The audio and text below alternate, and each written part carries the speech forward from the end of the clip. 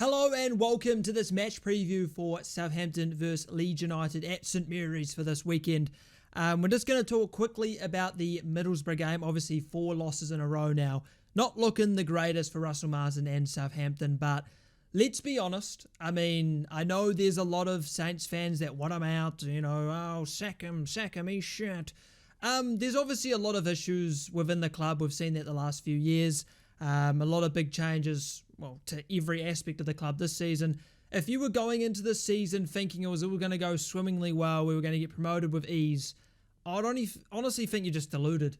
I understand you can be frustrated with the results or frustrated with the performances or whatever it is, but to call for a manager's head when he's only been in here for 7 games, trying to completely change the style of play, the identity, and give us something about the club. Because under Sellers, under Jones, the last year with Ralph, we didn't have an identity. We had no idea what we were doing. It was like we were making it up as we go along. And Russell Martin's trying to instill his system, instill his, identity, philosophy of playing or whatever it is.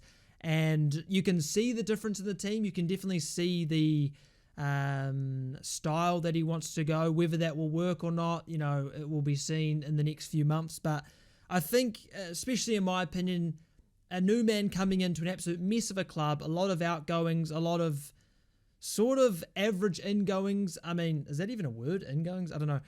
Incomings, I'll say. Not the greatest, right? Not the greatest. I mean, a lot of loans, a lot of, not proven players. But it's not really a surprise. When you get relegated from the Premier League, a lot of money is out your pocket straight away. So it's not as if you can go out and start spending heaps of money. Obviously, we did make a lot of money, and some of it probably should have been reinvested, but maybe in January or whatever. But it's also difficult to recruit players for positions that you don't really know who's leaving. I mean, there was a lot of players over the summer that were linked everywhere. It was difficult to see who was actually going to leave and who was going to stay. So I understand in that aspect, but I do want to give Russell Martin time. I think he deserves the respect to at least give him time. He hasn't said anything wrong, in my opinion. He's always spoken the truth. He's been honest. And honestly, if you'd actually take an objective look at the results or at the goals conceded, because obviously we've conceded the most in the league, you'll see that majority, about maybe 80% of the goals, are all individual errors. And they're not individual errors, in my opinion at least, based from the system or the style of play or whatever we're doing. It's quite literally, you are fucking dumb.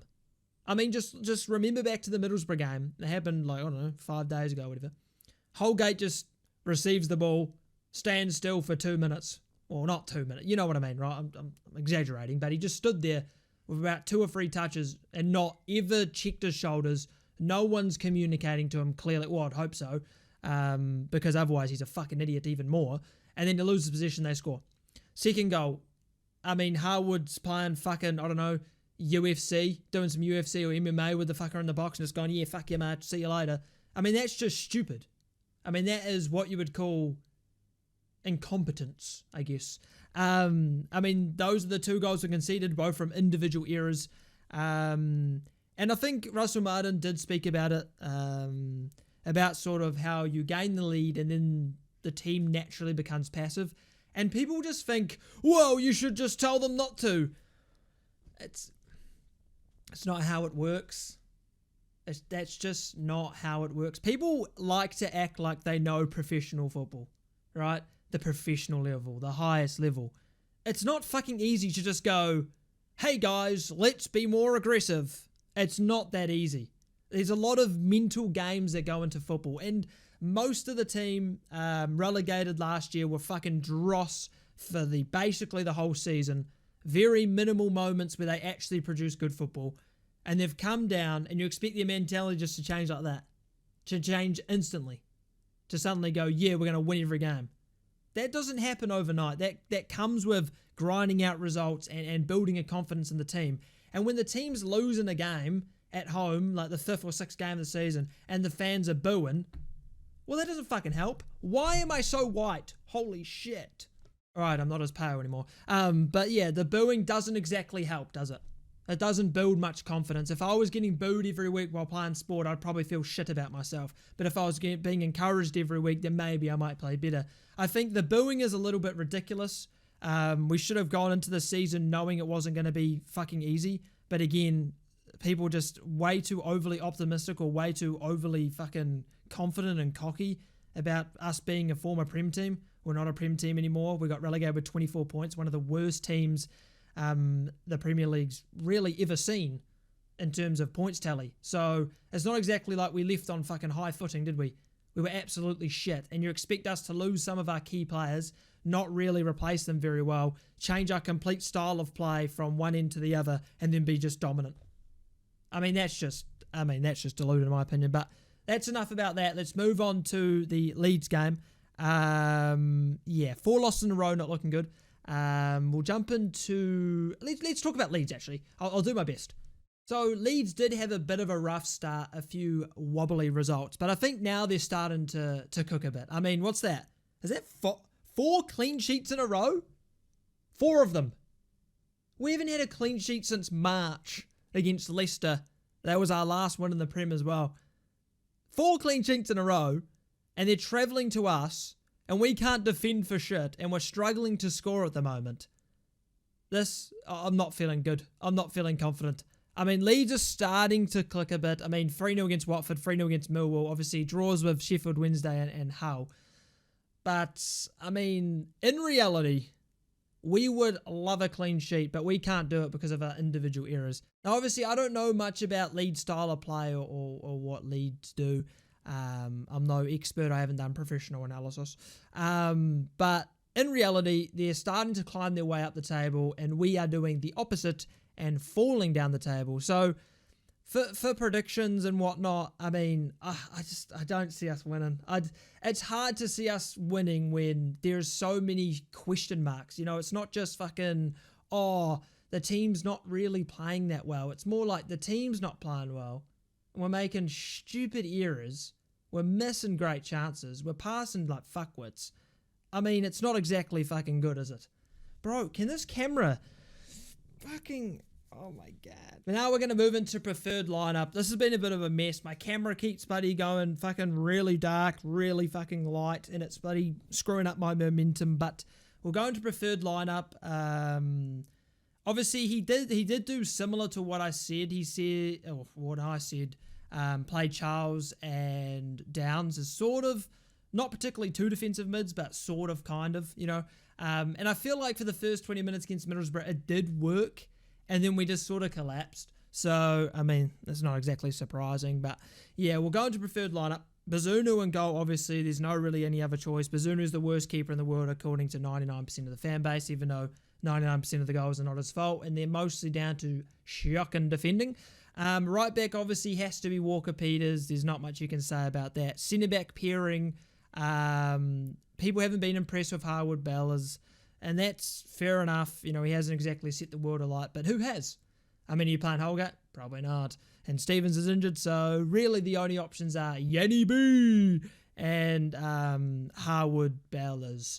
And then left back of Manning. I mean, people, again, Manning shit. He drops Manning, brings in Holgate, kind of shifts his system slightly into playing a 3 at the back in possession. And then people complain about Holgate playing. You know, it's like, you can't win. It was similar to Ralph. You can't win. You know, they'll be like, make this change. Don't play this player. Do this, do that. And then you do it and it doesn't work. They're like, why'd you do that? Oh, that's so stupid. Like, I think it was either the Sunderland game or the Leicester game. And the lineups came out, all the tweets I could see on Twitter was, this is our best lineup. Oh, the lineup is perfect. Oh, this is brilliant. And then obviously we got spanked and they're like, oh, the team selection was us. And it's like, are you hearing yourself? Genuinely, you're just going with it. If we'd have won, you would have said, I told you that team selection was brilliant. And then we lose, it's like, oh, I told you the team selection was us. Like, genuinely, fucking hell. So Manning will be left back because he's our only real left back. I don't really like Walker-Peters isn't bad at left back, but I would prefer a natural left back. Again, I would go Shea Charles. I think from what I saw, Shea Charles has to be the more deeper of the midfield. So Shea Charles at defensive mid, and then maybe Downs in centre mid. And again, I do think, I know there's a lot of issues with Alcaraz, language and comfortability and all this sort of thing, but I feel like Alcaraz has to play. I just feel like at times we do lack creativity in the final third sometimes. And Alcaraz is a very flary, risky player. He's South American, for fuck's sake. It's like in their DNA. So I feel like Alcaraz kind of has to play. So it'll be the same midfield three as I said last week. But hopefully, maybe Downs and Shea Charles can defend a bit better this time. But really, we have such an issue with transitions. It's mind-blowing how bad we are from transitions. But front three, I think our only good wingers are Dozy and Sulemana. I mean, yes, they're both very direct, very attacking. I do think fullbacks will be caught out, and this is why I'm not too big of a fan of inverted fullbacks, because I feel like when they invert, a Dozy or Fraser or whoever's there doesn't really track the runs very well, doesn't cover them, and I feel as if that just leaves us exposed. But then it's like he's gonna play inverted, like that's his thing, so I can't exactly say don't do it when it's gonna happen. So I will play a Dozy and Sulemana because I just don't. Fraser just hasn't had the impact, and we don't really have anyone else. So I think those two have to play. I mean, I don't like Adam Armstrong on the wings. I just don't. Maybe if we'd stopped inverting fullbacks, or maybe Shea Charles or Downs, who are the sort of more defensive midfield players, cover better, then maybe it'll be able to work. But the transitions from losing possession is fucking horrible. I don't see anyone defending well at all. And then obviously striker, I just like Adam Armstrong's a hard worker and all, and I feel as if Shea Adams is very easy to like get out of the game, if you know what I mean, like starve him of attention, I guess. I feel like it's a bit too easy to do that, and I think that's down to our lack of creativity sometimes in the final third, and that's where Alcaraz is supposed to slot in and fix it, but who knows about that. I would go Adams up front because I just feel like he's a more all-round striker. I genuinely don't rate Adam Armstrong that highly. I mean, if you're looking at his goals, I mean, most of them are just penalties or gifted, really. His goal against Middlesbrough was good, obviously winning it high. That was nice. But other than that, it just feels as if, I don't know, it's difficult because I feel like Shea Adams and Adam Armstrong are so easy to take out of a game. You'd think Shea Adams would be a bit more difficult to deal with because he's a bigger person, a bit better at holding the ball up. But again, it feels like sometimes we starve ourselves of creativity and starve ourselves of like creating chances, playing with a bit of risk, a bit of flair. Sometimes we don't try and play the risky passes in the final third, and I think that's where Alcaraz could come in and fix that. But that's the team. I mean, it's getting to the point now where it's like I'm thinking about the lineup and I'm thinking, fucking hell, it just doesn't seem to work at the moment. And that's obviously just down to recent form, recency bias. But I feel like we need to somehow unlock Alcaraz to be that sort of 10, that free-roaming 10. We need to support our defence better so that we don't really need that third midfielder to defend, if like as much, I guess. But yeah, that's sort of the team that I'll go for. Predictions-wise, I mean, Leeds have 4 clean sheets in a row. We haven't had a clean sheet since fucking March. So I think it's guaranteed that Leeds will definitely score, and it's not so guaranteed that we will score. So I'm thinking maybe, honestly, I'm just not going to back the boys, to be honest. I think I'm going to go 2-0 Leeds. We're sort of struggling to score. Leeds are obviously improving the defensive sort of side of their game. I think we're meeting at the wrong time for us. Our attack's getting worse. Defence is still as bad as ever. Leeds are improving their defence. And then it's like, fuck, we can't defend for shit. So they're definitely going to get a chance. Some individual error's going to happen. We all know it is. But that's going to be it. I don't know. It's difficult. I didn't do a review of Middlesbrough, so I'm sort of like all over the place. I didn't really watch the game like how I normally would. Because I wasn't feeling well, so I was sort of like all over the place. But yeah, that's going to be the video. It's probably not the best preview video I've done, but it is what it is. Take it or leave it. But I'll be live, obviously, half an hour before the game, and hope to God that we can pull out something. because we need at least something, whether that's a clean sheet, whether that's a point. Obviously 3 points would do great, but we just need something from the game, something to take positive, right? So yeah, that's the video. Like, subscribe if you enjoyed, and I'll see you boys for the watch along.